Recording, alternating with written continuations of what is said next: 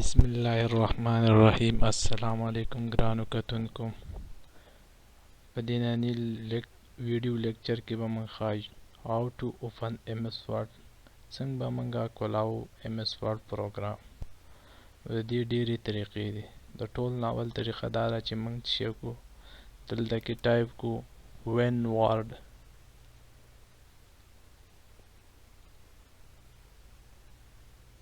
او انټر پریس کو، نو زمون سره به MS Word کولاو شي. د دې دویمه طریقه دا ده چې موږ به لاړ شو سٹارټ ته. سٹارټ کې به موږ دلته کې وګورو آفیس فولډر به وګورو.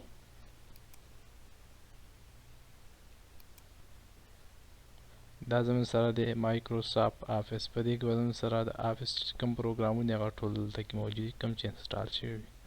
چې په دې باندې کلیک وکړو نو دا زمون سره چې یو لیست کولاو شي.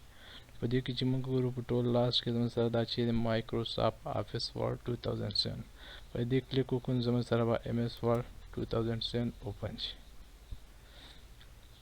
د دې نه علاوه زمون سره نورې طریقې هم دي چې موږ دلته کې وینډو بټن چې کوم په کیبورډ کې دا د وینډو نشان پی دا ونیسو پریس او دې سره آر ونیسو، زمون سره به دا رن اوپن شي.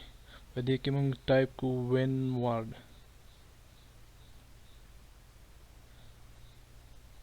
بغیر د سپیس نه when words ټایپ کو او انټر پریس کو، زمون سره به MS Word اوپن شي. دې ځل زمون سره MS Word چې کوم 16 ورژن دی هغه اوپن شو. زمون سره په دې سیستم کې MS 2016 دا هم انسټال دی. د دې نه علاوه بل طریقه دا چې موږ CM دلته کې سرچ کې ورکو CMD انټر، دا زمون سره اوپن شي. کمانډ پرامپټ زمون سره اوپن شي. دلته کې موږ ټایپ کو start base space when word. د when word په منځ کې به سپیس نه ورکړئ، که چېرته سپیس ورکړئ نو بیا به تاسو ته ایرر ورکړي، او انټر پریس کړئ تاسو سره به څه شي MS Word کولاو شي. بله طریقه دا زمون سره دی کې چې په ډیسکټاپ باندې موږ رایټ کلیک کو او لاړ شو نیو ته لاړ شو. دلته کې زمون سره چې کوم فایل وي هغه هر قسم فایل دلته موجود چې کوم قسم فایل موږ جوړو. موږ MS Word فایل ساتو MS Word. دا چې زمون سره کوم مایکروسافت آفیس ورډ ډاکومنټ دی دا به زمون سره څه شي جوړ شي. نو دا چې جوړ شي په دې باندې چې کله موږ کلیک وکړو نو زمون سره به دا چې کوم فایل دا MS Word فایل دی. دا چې هر کله موږ کولاو په دې کلیک کوو نو دا په MS Word کې کولاویږي، MS Word پروګرام کې. نو بله طریقه یې دا هم ده. نو دې سره هم زمون سره MS Word اوپن کیږي.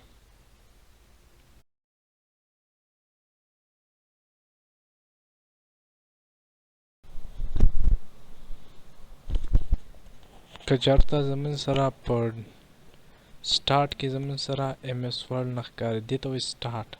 څنګه موږ په دې سٹارټ بټن کلیک وکړو او دلته کې زمون سره په سٹارټ کې MS Word پروګرام نه ښکاري، نو هغه د راوستلو لپاره دا طریقه ده.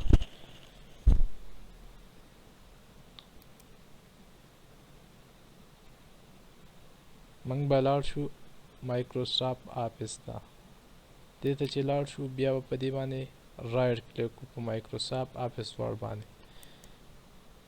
نو دا لیست چې کله موږ رایټ کلیک کړو نو دا لیست به زموږ سره راشي. په دې کې بیا موږ چې پن ټو سٹارټ په دې چې کلیک وکړو نو دا زموږ سره چې ته ایډ شي سٹارټ ته ایډ شي.